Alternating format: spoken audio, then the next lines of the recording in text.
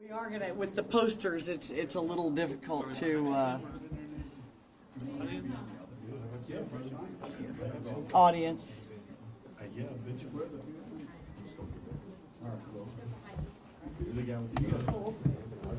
Denise? Ruben, you're my Spanish spokesperson. I know y'all can't be seen very well. Greg?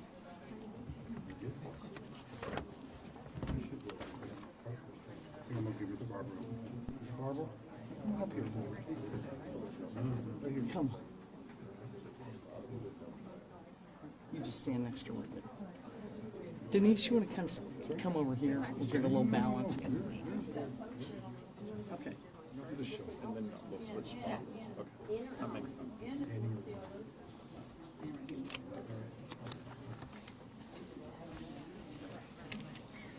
Okay. Everybody ready? Well, the state is ready. So, good afternoon, everyone.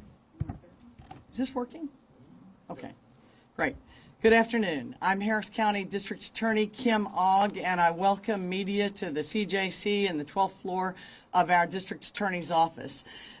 We're here today to talk about the progress that this office has made in reducing our criminal case backlog.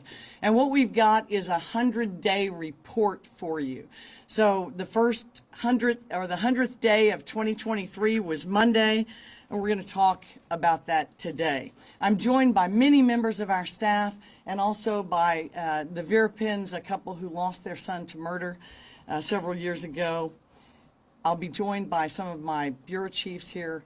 We'll introduce each as they come up. So we're here to talk about a criminal case backlog. What is that? Well, a criminal case backlog is the number of cases that are left unresolved on December 31st of each year. Remember, we file about 90 to 100,000 cases a year. So to reduce our criminal backlog, we start with the number that were left from the previous year, and then we begin filing new cases on January 1. We do that 365 days a year. So remember, to reduce the backlog, you have to work, our team has to work at 100% plus. Now, that's what a backlog is defined as. Let me tell you what it really is. These are just a few cases that have been tried in 2023. Marcus Renard Coleman, 30, documented Houston gang member, sentenced just yesterday to 45 years in prison for the 2016 murder of a childhood friend. Time between crime and conviction, 6.5 years. Abdul Rahman Khan, 27, sentenced last Thursday to 50 years in prison and a $10,000 fine for murder for the fatal shooting of 33-year-old Peter Pina, a tattoo artist at the Electric Chair Tattoo and Piercing Shop on Richmond. Murder June 14th, 2016. Time between crime and conviction, 6.5 years.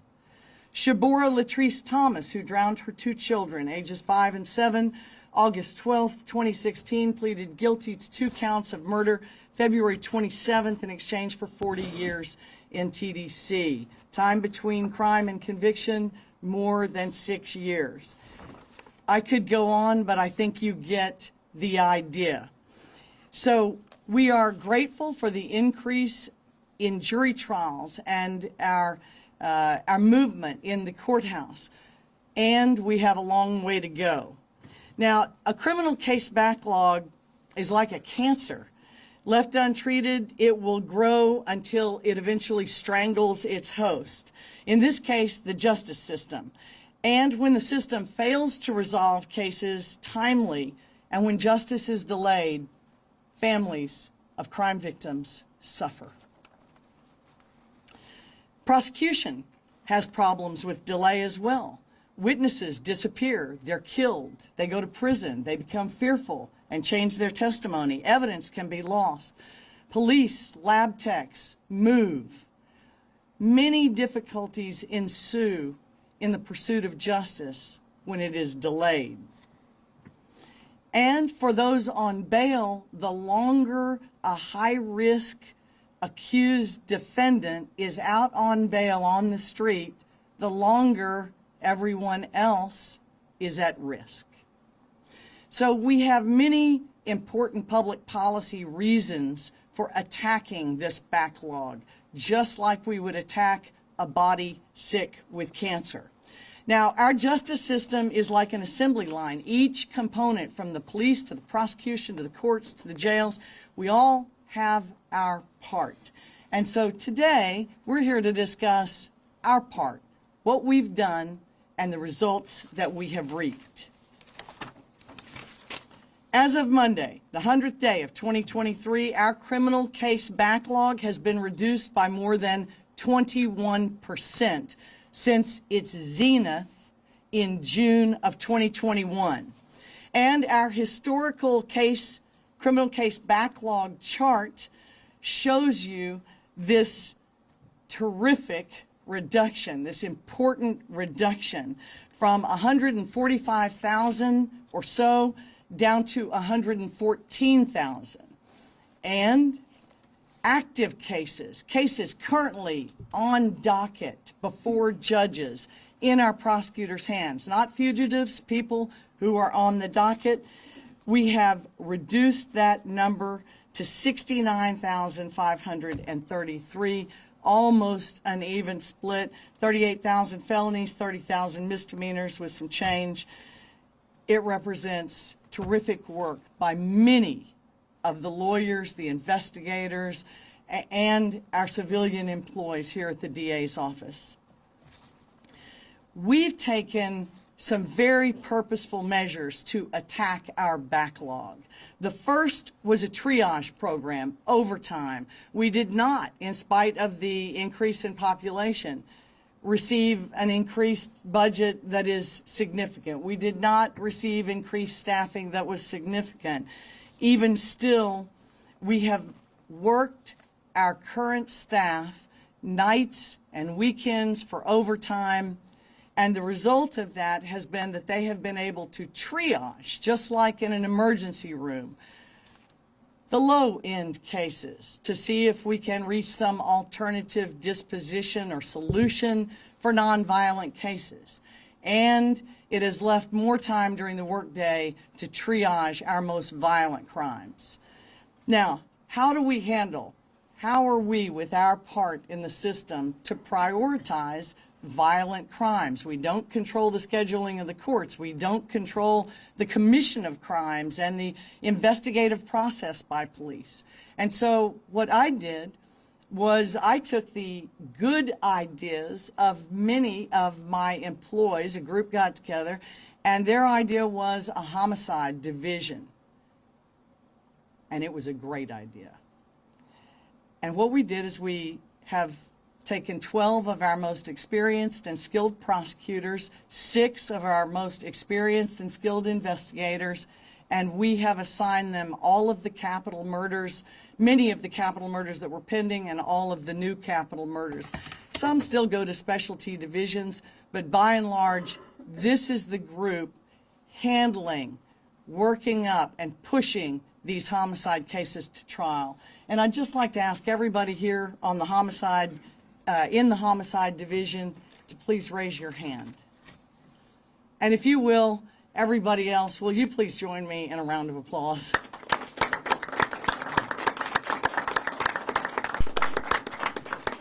They certainly didn't do it alone. There are many other divisions represented here, but to give you an idea of their success just this year, the number of murder cases, capital and first-degree murder, that have been brought to conclusion are 119.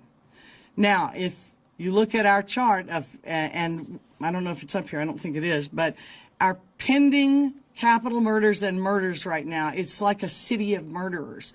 We have reduced it from 1,875 to 1,811. Remember, we're filing new murders as well as reducing the backlog of murders. So you're always having to work at more than 100% to get to affect this reduction. I think that the success of the trial bureaus, and to speak to that, we have Nathan Beadle and we have Denise Nichols, misdemeanor and felony, both working extremely hard with their teams in court daily to achieve these reductions. What I want to say is that our collective success is remarkable when you consider that the Census Bureau just last weekend announced that the Harris County region is the second fastest growing region in the United States in terms of population growth.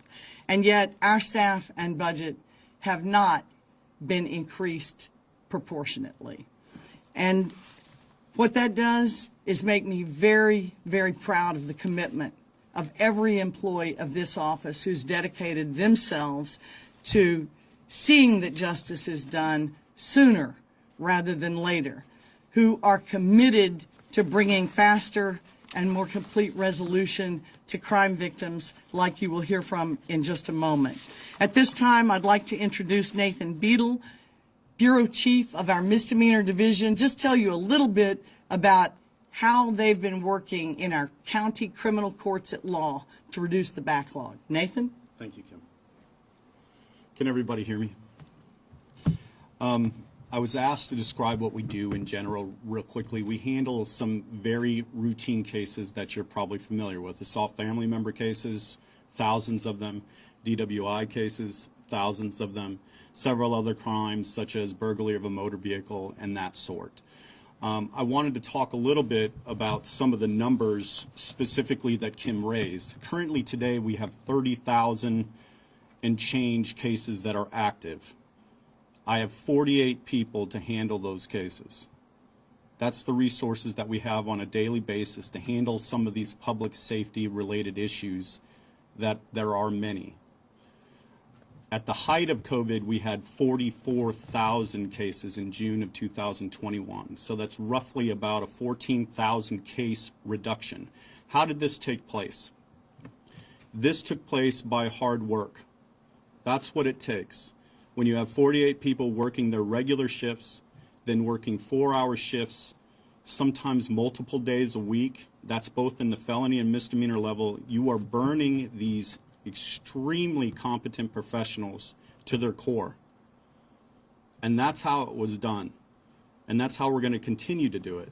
I'm not aware of another major metropolitan area or county that has a lower caseload at the beginning of COVID, after COVID than at the beginning. But I can tell you the misdemeanor division now has 30,000 cases and we had 33,000 at the beginning of COVID. That's historic. I've been told by my boss that I need to get that down to Hurricane Harvey levels. And so we're going to keep working. The triage program, which by the Chief of Staff has given us specific criteria of what we're going to attack first. The older cases, the cases that have been languishing around a little bit longer than we'd like them to. That's our focus, both in the felony and the misdemeanor levels. What's it going to take in the future? More hard work, more ability to actually eke more performance out of our employees, which, by the way, is difficult to do as it is now. What is the benefit to us resolving more cases? It benefits the victims, first of all, that we're able to resolve these cases. It benefits the public when somebody's held accountable for their actions for a public safety related issue. And it makes the whole community safer when we can do that. Thank you. Actually, I'd like everybody to help me thank Nathan and his entire misdemeanor prosecutorial team.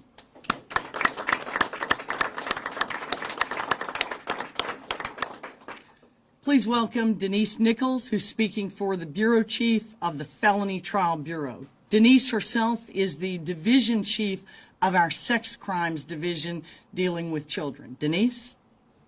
Thank you, Kim. Can everyone hear me okay? As Kim mentioned, my name is Denise Nichols. I am the Division Chief of the Crimes Against Children Division. What we do on a daily basis is prosecute cases involving our youngest citizens of Harris County, our children, who have been sexually abused, normally by someone they know, someone they love, someone they trust, frequently someone who's part of their family. And when we deal with these victims on a daily basis and we talk to the families, the parents, the children, we see that what they tell us is how their lives are placed on hold while the criminal cases are pending. For most of these kids, they try very hard not to think about the abuse they endured. And then for us to have to come back 5, 6, 7, 10 years later and ask them to relive those experiences in a court in front of the person who abused them, it's really, really traumatic, and it's very difficult. Backlog for victims just means their lives are on hold. They don't get the kind of closure that they need to put the abuse behind them and move forward. So one of the things that we've really tried to do in our division, as well as in the Felony Trial Bureau as a whole, is to get more cases to trial. Because for our really violent offenders, they are not going to just agree to go to prison. So we have to go to trial. We have to bring jurors in and ask the citizens of Harris County to hold these people accountable. And as we've been able to increase the amount of trials that we've been trying, we've been able to do that. So thank you, Kim. I owe all of this group a great deal of thanks because they are working day and night for people like the woman I'm about to introduce to you. I met Barbara Vierpen shortly after her son had been murdered at a local fast food restaurant. There are many problems that crime victims' families face that ordinary people just don't think about. And I had the opportunity to assist the Vierpen family while they were awaiting trial. Little did I know that once I became DA, we would have resolved the case, and Barbara would be sharing her story with the public because the public needs to see the faces of real people. This is not just about paper. These cases are about real people, and we've prioritized murders because of families like the Vierpens. Barbara? Thank you. Thank you, Kim. Thank you, everyone. My name is Barbara Vierpen.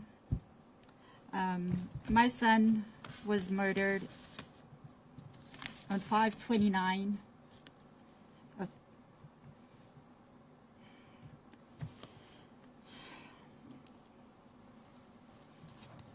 My son was murdered on 5/29 in 2009. He worked, 19-year-old, he worked from 17 years old. I was going to school to assist me and his father, who was in the back there, and his other brother, so he can have an education. And I'm proud to say that that brother who he assists is in the Air Force. My son, Edward Ricky Vierpen, was only 19 when he was murdered. He worked at Popeyes on 5/29, and it was a horrible thing.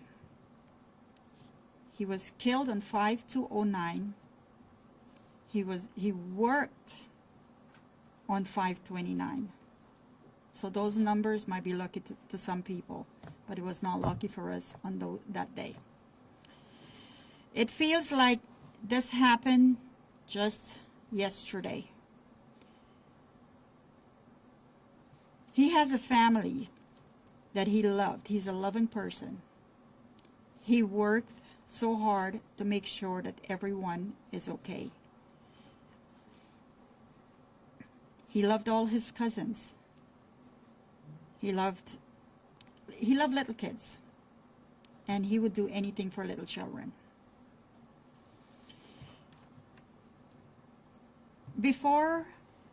When we got the news and for the trial, it took us 5 years, and I want to thank Kim for that. It took us 5 years to go to trial. 5 years for a family is, I would say, is terrible, is horrible.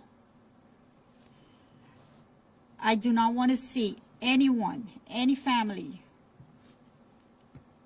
to take this long or have to go through this to be 5 years to go to trial. I'm hoping and I'm praying that the initiative that Kim and the staff are taking is going to go forward and everything will move smoothly, so everything can go faster. The trials can go faster. Families should not be waiting that long. We are living, myself, my husband, my kids, and family are living in, like I said, like yesterday. Nothing goes away. It does not matter how many years. It's going to be May 2nd is going to be 14 years. And it's like 4 days or 14 days.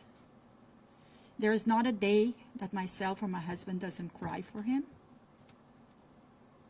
There's not a day that my son, who lives here, whenever he comes over, first thing he's going to go and look at the picture in the back with him and his two brothers. So things are horrible. And I don't want to see any family go through this.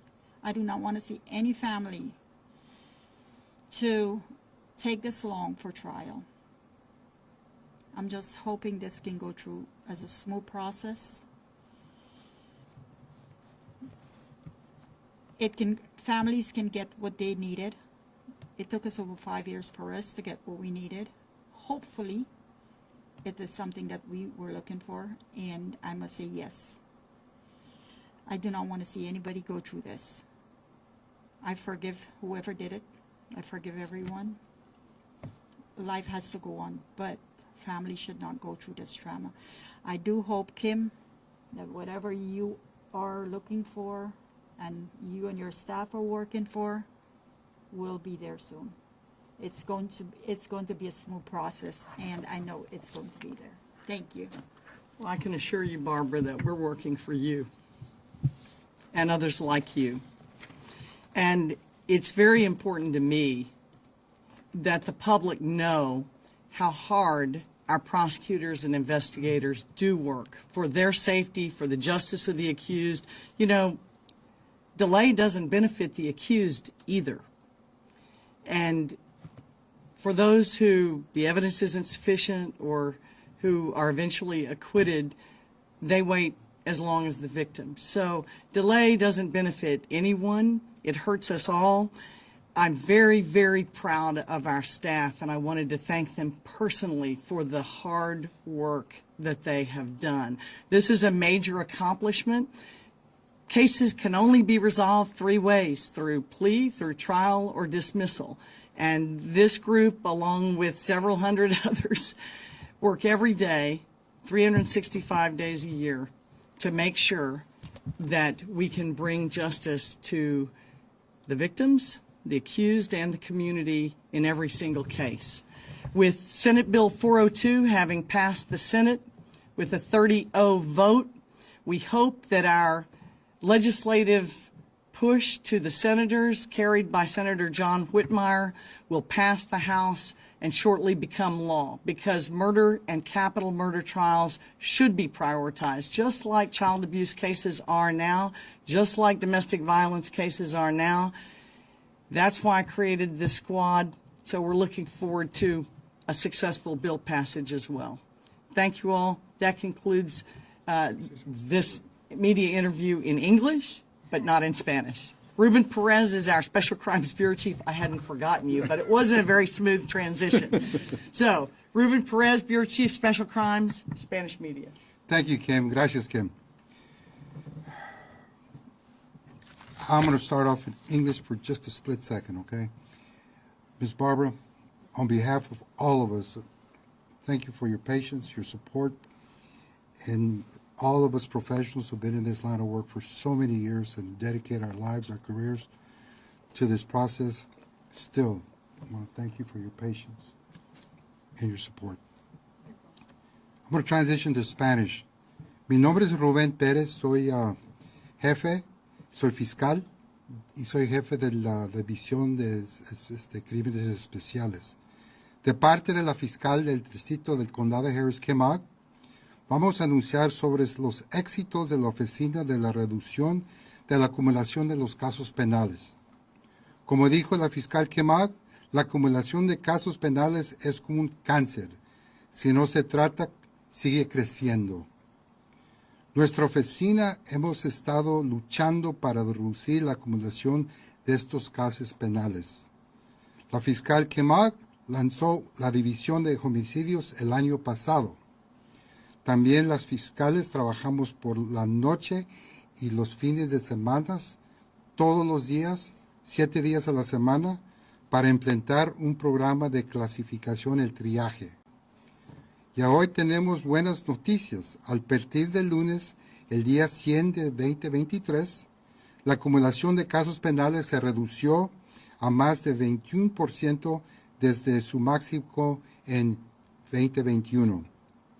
Este éxito es más notable cuando uno se da cuenta que se hizo sin ningún aumento en personal, sin un aumento de presupuesto financiero. Seguimos trabajando con las mismas personas, los mismos por puesto, sin aumento de nada. La Oficina de Censo, como dijo KHOU, anunció al fin de esta semana pasada que la región del condado de Harris es el segundo más rápido creciendo en la población de Estados Unidos, pero nuestro personal, como les dije, y el presupuesto se hizo mantenido prácticamente iguales. En otras palabras, siguió la población creciendo, los crímenes violentos creciendo, si seguimos trabajando con las mismas personas y el mismo presupuesto. Le quiero dar gracias a todos, como dijo Nathan Beadle, como dijo Denise Nichol, como dijo KHOU. Estamos trabajando para asegurar asegurar el público. Vamos a seguir trabajando.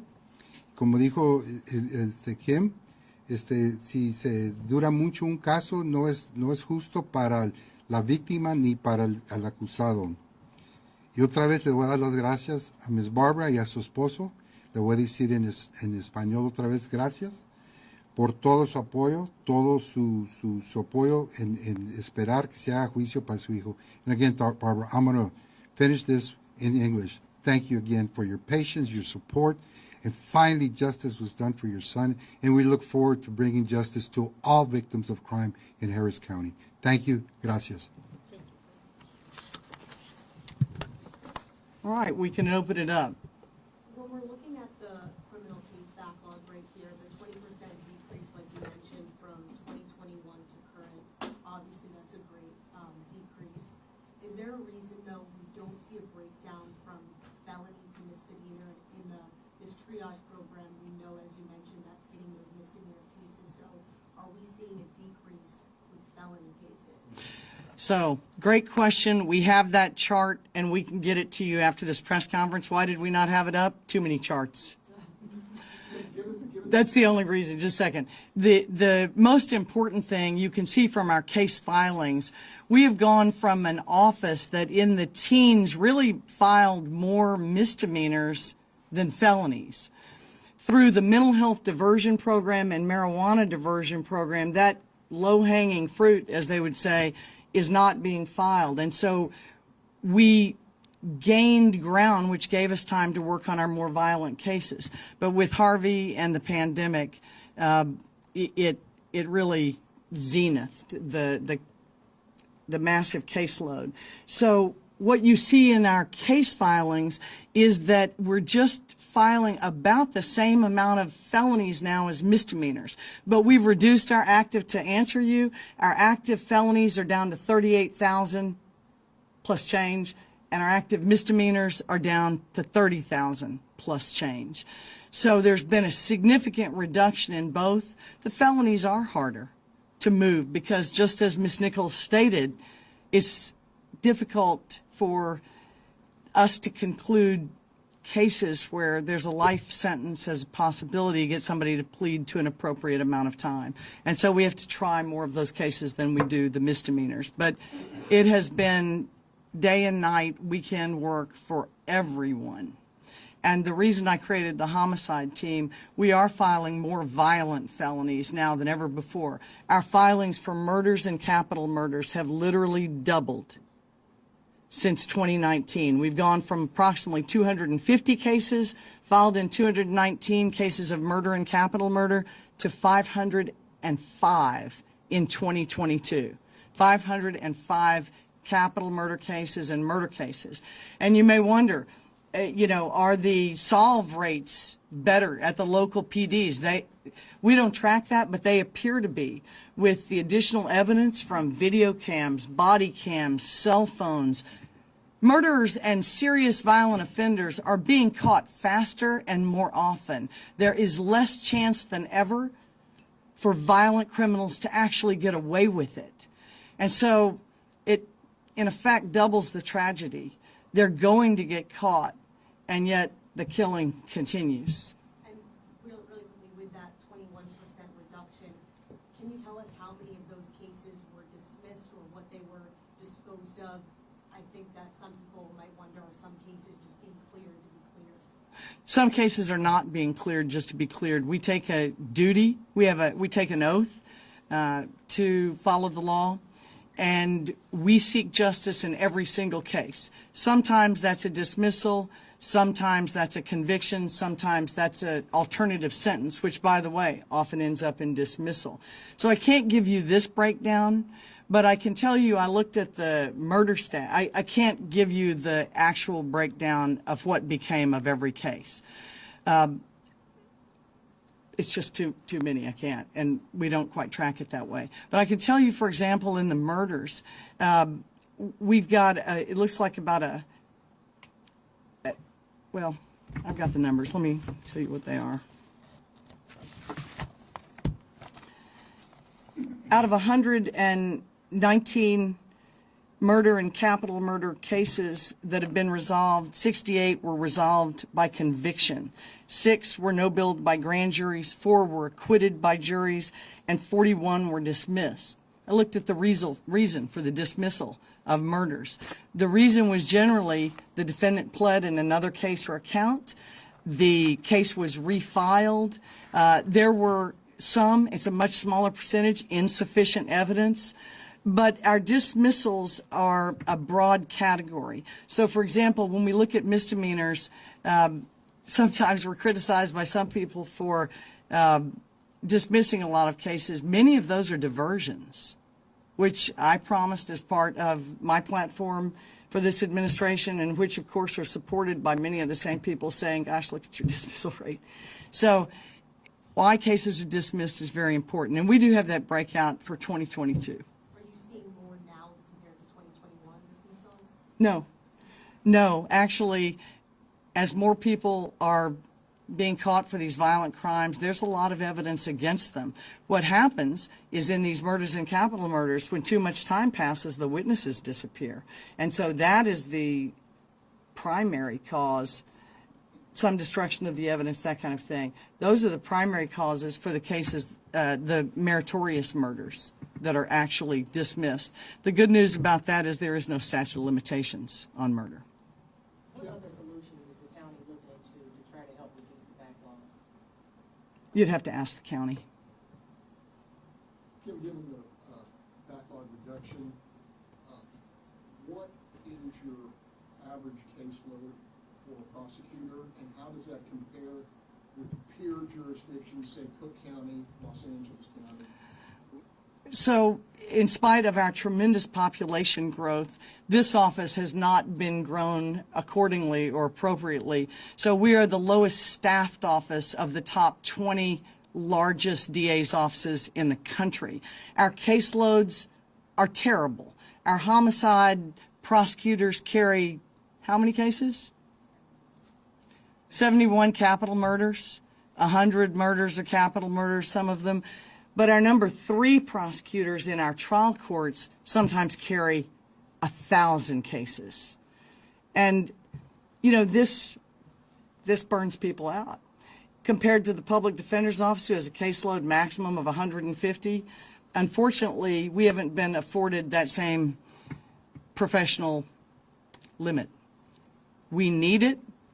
Nationally, we need limits to prosecutorial caseloads because just like in policing, it's difficult to recruit people into this profession when they know there's not going to be a work-life balance. There's one reason that we become prosecutors, and it's people like Barbara. We do it because we want to help and we want to make our community safer, not because it's an easy or glamorous job. Dylan, had a follow-up question. We've gotten word of a pending policy change regarding drug cases amounting to 4 grams or less of a suspected controlled substance. The arrest would not happen until after the substance is tested. Will that give you any breathing room on intake, or what's the reasoning behind that? The lab backup is the reason. We plan an announcement next week. Yesterday's memo was just an announcement to law enforcement of a pending change. Some knew about that already. HPD and the Sheriff's Department we had met with. So we sent out that memo to give everyone a heads up. I don't believe that this change in drug policy is going to have a major impact on our caseload. It will simply delay the timing. But what it will do is shorten the time between the case filing and the disposition of the case, meaning people will not languish in jail as long, cases will not crowd up dockets as long, and we will continue to prioritize the serious violent crimes over those cases. You know, we're always looking at the worst-case scenario. Are you concerned about not jailing some of those suspects and then reoffending during the testing or process? Well, if there's a public safety threat, there's an exception to the policy, and we'll talk about it more next week. It's not a backlog reduction strategy, and that's what this meeting was about. So I plan to have a separate news conference on that. But it will change some things for the better. We think it will shorten the time to case disposition significantly. When looking at the courtrooms, you have some judges who have clearance rates that are more than 100%, and then you have other judges as low as 78%. How are we making sure that judges are all held to the same standard when it comes to this clearance rate? Well, how are you all making sure that all judges are held to the same standard for a clearance rate? We don't supervise or have any control over our judges, but what we do have control over is the work that our prosecutors do first. And we're focused on violent crimes. So you do have jurists that have much higher dockets than others.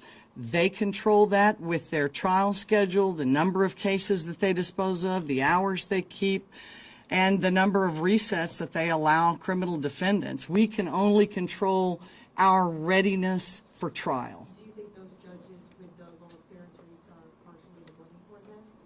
Well, you know, blame is useless. What we want is everyone doing their part, and we came to tell you our part. But I think those are good questions for jurists, and I would encourage you to ask them. I just don't speak for them. Following Greg's question, in regards to the drug lab testing, what kind of impact will that have on the RIC court, which provides treatment for some of those drug offenders? Well, I think we'll have more to tell you about that next Wednesday. But I mean, scoped out at least in ahead of time, like what kind of impact that will have? well, people will continue to be treated. All possession cases under a certain amount will continue to receive treatment. All we've done is change the timing of the filing. Another question. Yes, ma'am. This is a bit of a high-profile case, Lydell Grant, and when he was acquitted, when he was exonerated, and you were hopeful about that at that time, but now, of course, he's been rearrested on a different murder charge. Do you have any comment about that?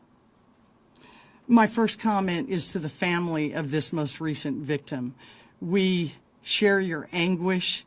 I especially feel the disappointment of a man who got a second chance after a wrongful conviction in a real murder. Aaron Shearhorn was the victim. The actual murderer was found, sentenced, and Mr. Grant was freed, even receiving compensation for his wrongful conviction. And to carry a gun and to use drugs, he's been stopped for that, and now to murder someone is, it's just,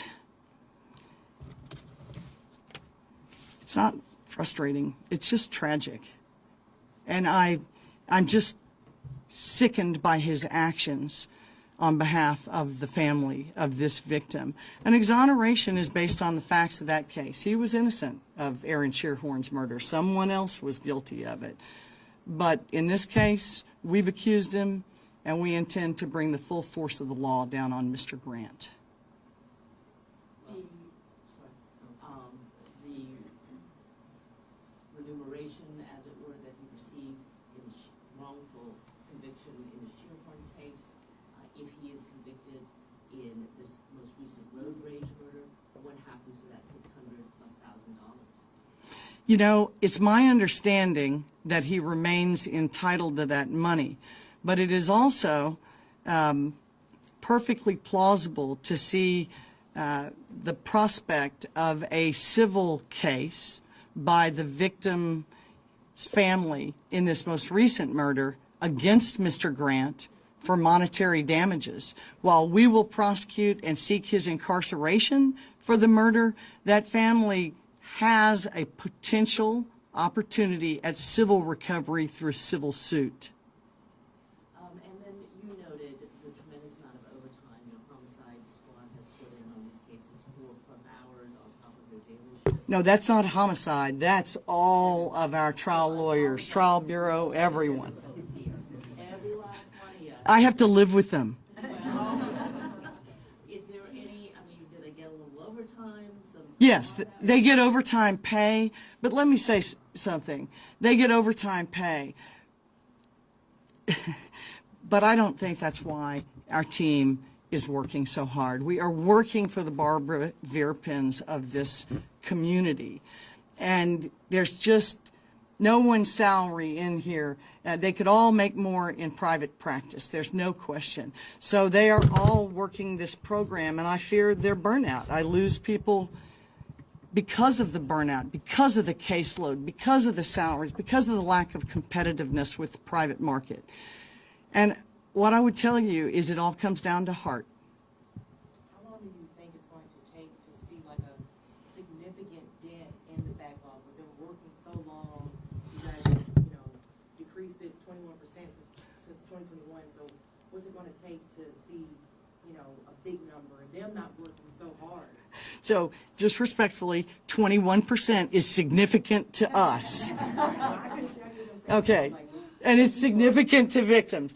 But we never get down to zero. What we're trying to achieve is pre-Harvey levels, and we're not there yet. In a perfect world, what would you like to see the timeline from crime to conviction? 18 months in a felony, a year in a misdemeanor case. In the old days, in the 90s, that was about the timetable. And that was the timetable for many years. Where we've become so disproportionate is in the last few years. Huge population increase, giant spike in crime, and no increase really in the size of this office.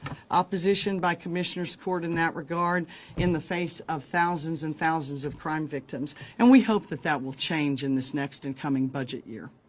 How concerned are you that the additional hours that that's putting in, the amount of hours, the amount of workload they're having to, what are your concerns with how long it's going to be before they start making mistakes that end up with, trials overturned and, convictions overturned? And Well, we're all human, but of course we strive valiantly against mistakes. This is a detail-oriented business. Our community gets a lot right. We trust juries, we trust grand juries. And, I've been the district attorney now 6 years, 4 months, and 12 days. And I will tell you that I have not seen intentional misconduct, mistakes that I had to explain to a family. It's happened, but honestly, I am not recollecting them now. These people work hard. They're talented, they're skilled, and And they bring that to public service. And so while I wanted to tell the community, I really hate this one. While I came to tell the community about the good news, I also came to thank all of these people and for them to carry this thanks from me and from our community back to the rest of our staff. Thank you all very much. Oh, excuse me, go ahead. Sorry, I missed it. If you had capital murder rate cases, you said in 2022 it was 505, in 2019 it was 200 something? 250.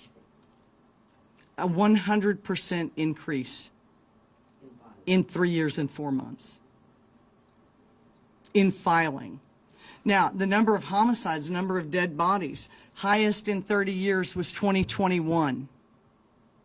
We can provide those stats to you. They're our stats. We collect them from the police departments and from the sheriff's department, and we compile it, and we also utilize the medical examiner's numbers. So it's not UCR stats, but we know that 2021, more people were killed in Harris County in that year than ever before since 1994. 2022 was slightly down from 2021. This year we've already had 100. Does anybody remember what the last 123? This year, by the 100th day, 133 Houstonians have been murdered in Harris County. As you all know, the murders occur, the case is investigated, and the case is filed later, sometimes way later. That's why it's hard to tell you what the disposition of all the cases is. They're just rolling too quickly. All right. When you gave the 119 capital murders and then the dispositions, Yeah. what's that time frame from 119 murder capital? That's just this year. Oh, this is this 2020. 2023. In just this year, we have resolved 119 capital murders or murders. Okay, from this is the backlog then. That's right. That is the backlog, you're right, because they wouldn't be new murders. Kim, what's your total staff size? Our total staff size is a little over 800 if you include grant positions and a few ARPA positions. Right now, we have 323 prosecutors staffed on general fund. Lowest in the United States, top 20 cities. And 800 staff, that's prosecutors and assistants and everybody? Or all- 800 plus. Prosecutors, 333, what was it, 333? Yeah, 333 on general fund positions. We have about 30 more in either ARPA or grant funds. 800 is not all lawyers. 800. No, ma'am. I wish. That'd be Cook County. Someone sent us that breakdown that you mentioned of the felony Yes. cases as well. Can you have them? Yeah. Yeah. Okay, Yeah. Joe, where's Joe? Yes, he will get them to you. thank you. All right, thank you all very much. Please stay safe. And staff, thank you all again. All right.